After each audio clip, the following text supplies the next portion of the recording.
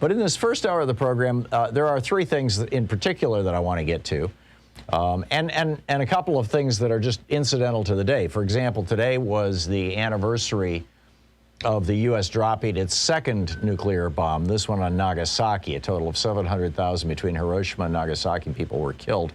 That was in 1945. And there's a fascinating piece over at BBC. And in fact, it's titled "The Forgotten Mine That Built the Atomic Bomb." And, you know, not only were we mining uranium here in the United States, but back in the 40s, we were importing very, very high quality yellow cake uranium from Nigeria. And that, by the way, I mean, this is the same stuff. Remember when Joe Wilson came out and said Dick Cheney was lying about Saddam Hussein importing yellow cake from Nigeria? Well, that was the stuff that he was talking about. And Dick Cheney was lying about it in that case. But anyhow, that's going on. And it's the assassination also, the anniversary also of the celebration of Michael Brown by police, which, you know, sparked some substantial early, this has been going on for 400 years. People have been protesting violence. Black people have been protesting violence by white police. But so anyhow, it's that anniversary.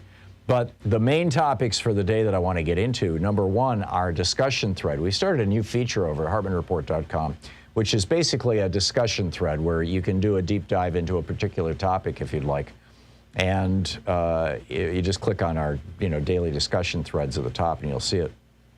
And my question today, and I throw this out to you as well, Rand Paul is trying to start an anti-mask movement. He's even talking about lawsuits and how, not wearing a mask is a right, and asking people to wear masks is tyranny and all this kind of stuff. He's promoting his libertarian view of society, that we should be a me society instead of a we society. It's bizarre, it's twisted, it's narcissistic. It reflects Ayn Rand and the child murderer that she based the heroes of her novels on, Mr. Hickman. And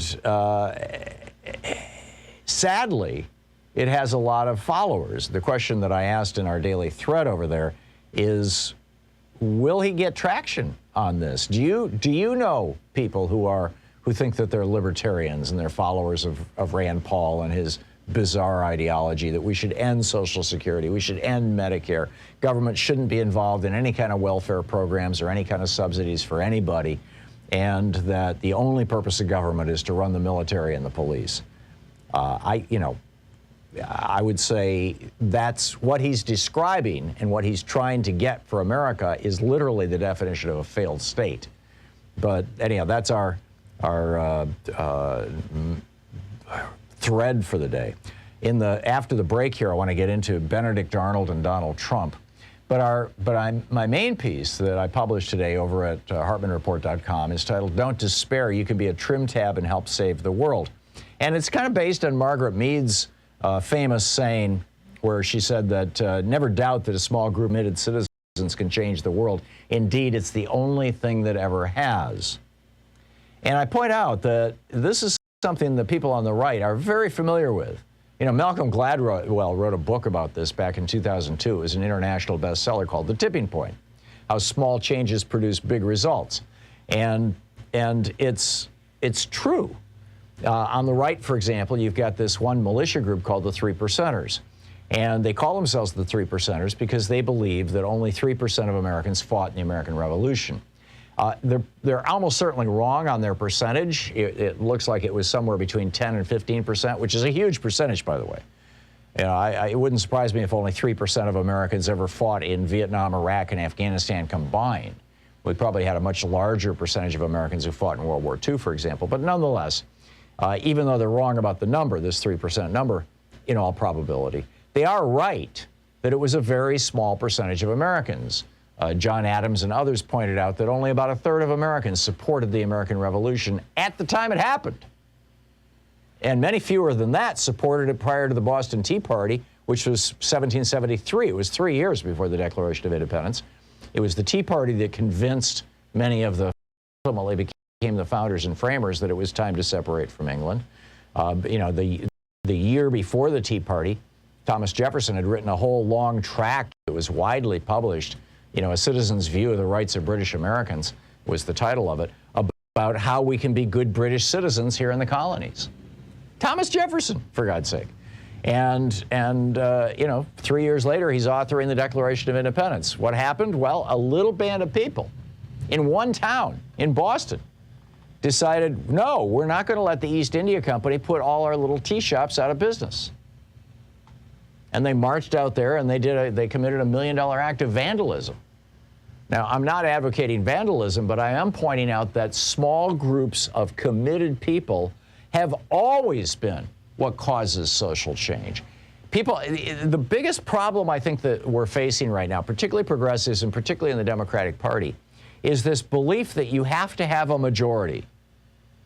Yeah, I could join the Democratic Party, but I'm just one person, or yes, I could sign up for Indivisible or Our Revolution or go over to progressivehub.net, by the way, which is a brand new site that Norman Solomon and Jeff Cohen have put up. A couple guys who've been on our show many, many times over the years. And they're trying to make this an activism hub. Another great activism hub is over Daily Kos, dailykos.com. They're literally raising money and doing things. You don't even need to leave your house. You don't even, it's just very simple, straightforward stuff you can do to become an activist. But people don't, because they think, oh, well, it doesn't work until you get half of Americans. No, not true. It wasn't half of Americans who got the Hyde Amendment passed back in the day. It was a fringe, an anti-abortion fringe. It wasn't half of Americans who got the Environmental Protection Agency into place back in the 70s. It was a small group of committed environmentalists, probably fewer than 5% of Americans, maybe fewer than 3%, who were actually active in that movement that Rachel Carson started.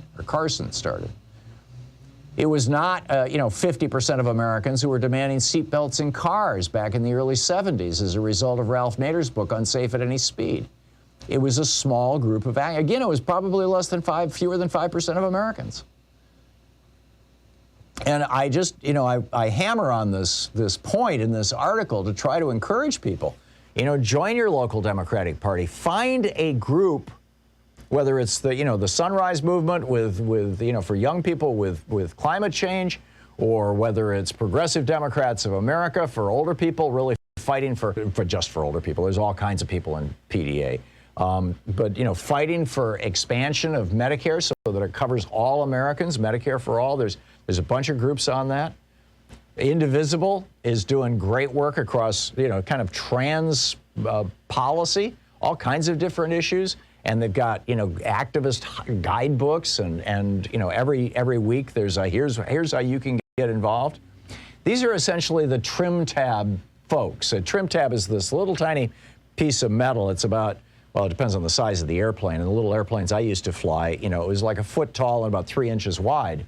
And it's on the tail rudder, the vertical part of the airplane. There are similar ones on the giant wings. They're called ailerons.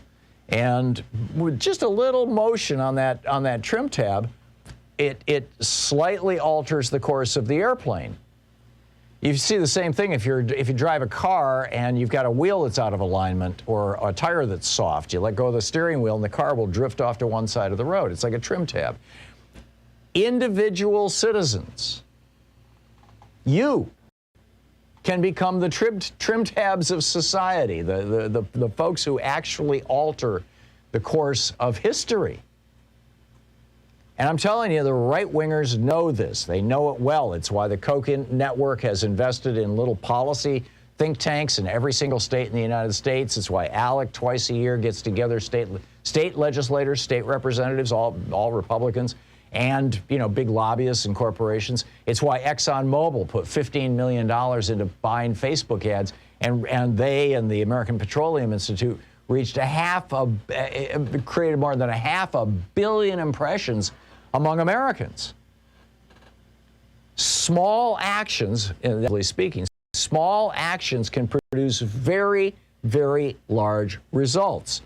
Again, quoting Margaret Mead, indeed, that's the only way it has ever happened.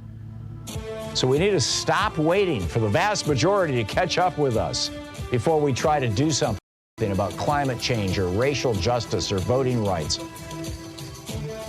We can do that right now. I mean, this is my whole, tag you're it. Seriously, tag you're it. It's time to get involved.